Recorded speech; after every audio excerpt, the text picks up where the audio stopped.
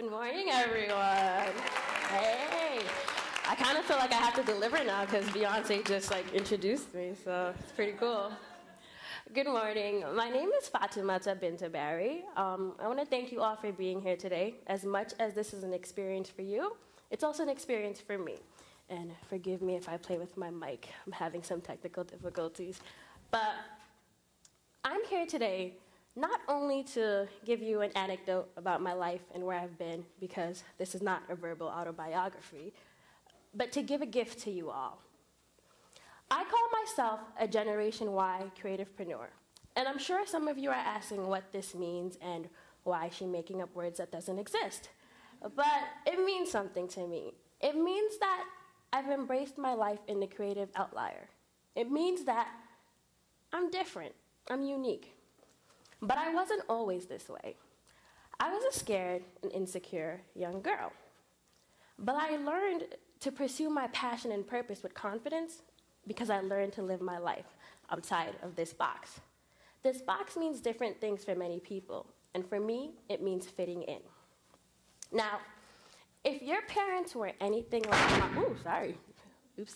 If your parents were anything like mine growing up, they warned you, do not accept gifts from strangers because you will get kidnapped and that's the last the universe will see of you. So, before I can give you my gift, I kind of have to let you know who I am. And this is the gift. By the way, it's all wrapped up and cute. I was born in Conakry, Guinea. Conakry, Guinea is a small country on the coast of West Africa.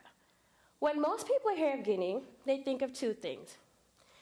Exhibit A guinea pig, and Exhibit B, a pygmy tribe of Papua New Guinea. So as you can imagine, a large portion of my childhood was spent explaining to people that no, my country was not inhabited by guinea pigs, and no, I did not grow up in a remote village in Africa. The truth was, I was born to a mother who worked for the United Nations, so we traveled a lot. And at the age of 4, we moved to the Big Apple, New York City. New York is a place of multicultural diversity, but for me, it was also the first place I acknowledged that, Binta, you are different. I didn't speak the language. You see, when I came here, I didn't know English, I dressed differently, and I was also raised kind of different, so I had a hard time fitting in with other people, and I began to associate being different with being an outcast. So I did everything I could to fit in.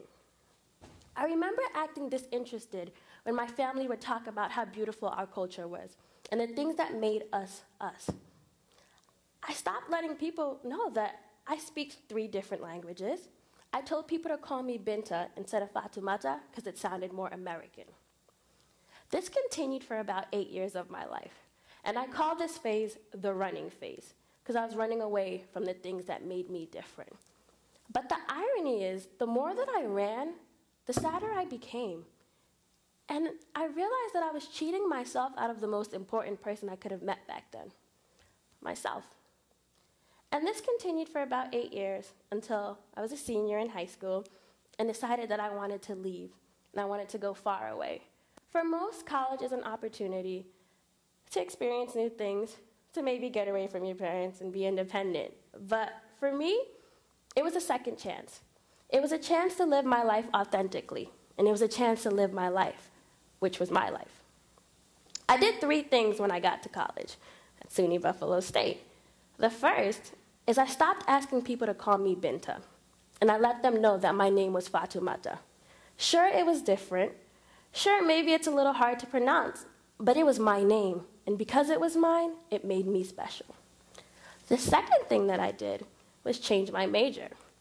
When I picked my college major, I'd listened to what everyone else thought was good for me.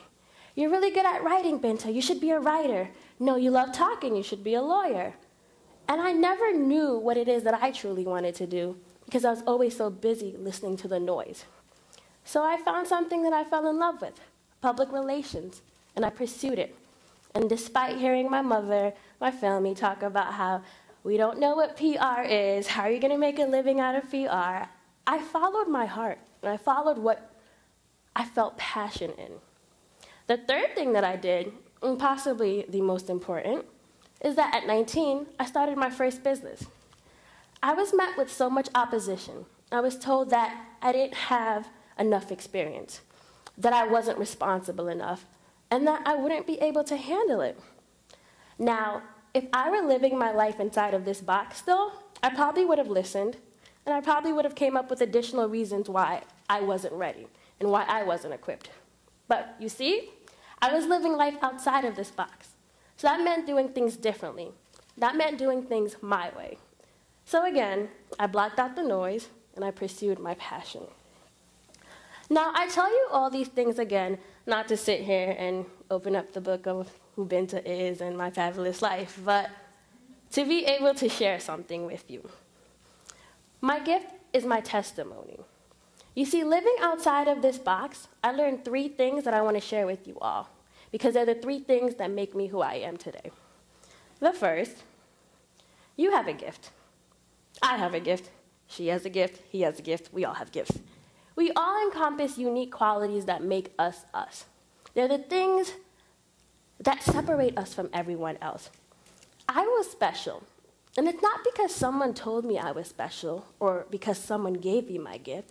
It's because I allowed myself to find my gift by operating out of my truest form. Now, one of my favorite actresses of the moment, Miss Lupita Nyong'o, said something recently in her acceptance speech that resonated with me profoundly. What I've learned from myself is that I don't have to be anybody else, and that myself is good enough, and that when I am being true to that self, then I can elevate myself to extraordinary things such as this. You have to allow for the impossible to be possible. We are all special. And a lot of the time, we don't realize how special we are because we're trying so hard to fit into these qualities that other people have. The second thing that I learned is there's a caveat to living life outside of the box. It means taking a journey by yourself sometimes. It means not always identifying with other people. And it means stepping out of your comfort zone. We don't grow when we allow ourselves to remain in the same situations. We grow when we're given things that we might not be able to handle, because that's when who we truly are shows. And who we truly are is something to be celebrated and shared with the world. The third thing I learned, and my favorite, is that if your gift makes you different, it's okay. One of my favorite poets, Sir Drake III, said in one of his soliloquies, "Don't you ever forget the moment you began to doubt transitioning from fitting in to standing out. If your gift makes you different, that's okay. Being different is not something to be afraid of. And being different is not a plague. Being different is a blessing. It means that you have a unique lens in which you view your life." And again, I share this all with you not to just sit here and speak and speak and speak, but in the spirit of ideas worth sharing, I want to propose an idea to you all. Pledge to live your life outside of the box. Pledge to be different. Pledge to be you. And in case you're ever wondering if there's someone along with you on this journey, when you sat in, there were papers on your seats. These are some of my favorite quotes. And I want you all to know that you have a partner in your journey and that you have someone that supports you. Because I want you all to celebrate being unique. Being unique is being beautiful. Do not run from your differences. Embrace your differences. Pursue your passion and pursue it with purpose. And at the beginning of this, I promised you guys a gift. I didn't skimp out. I promise I'm not cheap. But the great thing about this gift is that you guys have always had this gift and you didn't even know it. The gift is the unconventional gift of being you. Thank you.